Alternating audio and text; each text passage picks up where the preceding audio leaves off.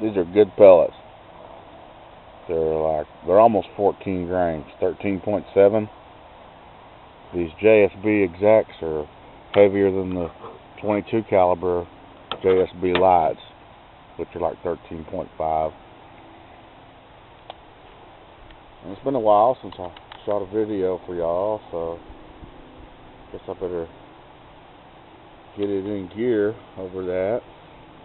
This one here has really become one of my favorite plinkers, really. I guess it's a plinker. This is a Sheridan 2400 KT.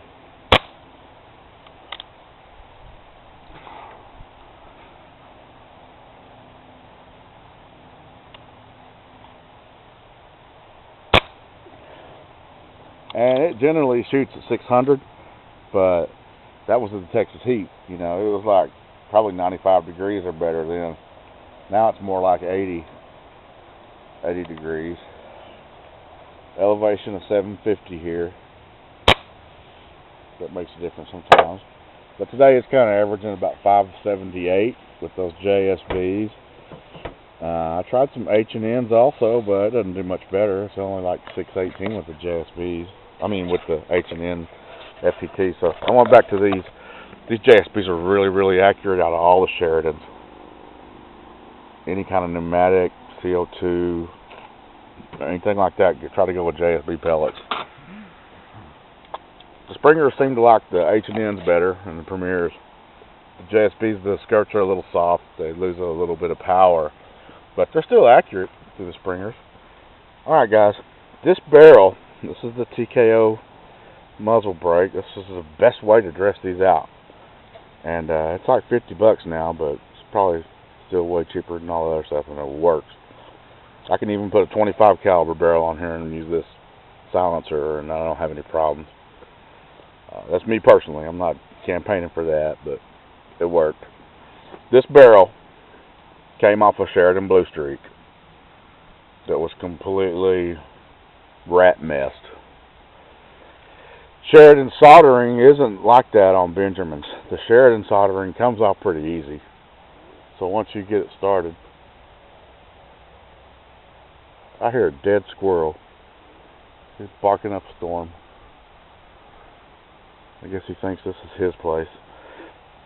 Alright guys, this is a Sheridan barrel on a Crosman 2400 KT.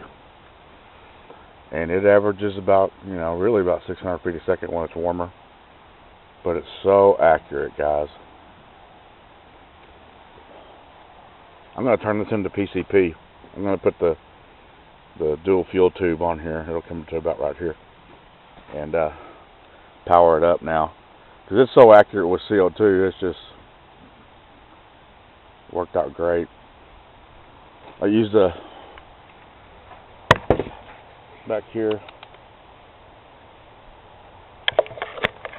I don't know what kind of bolt that is. Probably something off of 177. And I put a bigger O-ring in there and it fits and works great. But it's clover leafing with both H&N and JSB pellets. Man, them Sheridan barrels are really, really good. But these, excuse me, these targets, the first one's at 16, the second one's at like 26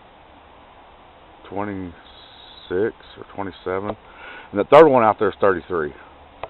So I got it at 16 or 17 and 33 for a reason, because a lot of the guns that are like the 1,000 feet per second guns in 177, they generally shoot in the high 800s, maybe 900, low 900s, and they come up and come back down generally in that. When you're scoping them in, it should be right on at the first one and right on at the third one, and maybe half-inch high on the second one. And I try to scope them in, because when I'm hunting, you don't really have time to figure out how far it is, especially when squirrels are running around. You just pretty much point and shoot. So I kind of blur trajectory and point of impact all, trying to get it in about a half-inch, from like 15 to 40.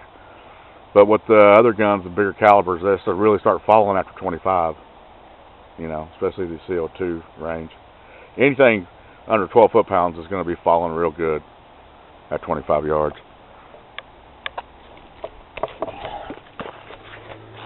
So yeah, summer's still hanging on down here in Texas, man. This is just pretty much supposed to be 88 degrees today, and it's almost November.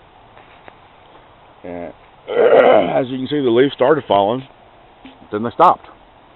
They don't know what to do. But it's making big enough holes where I can pop these squirrels. They come over here barking at me. And I shoot them right in the face. Cheers.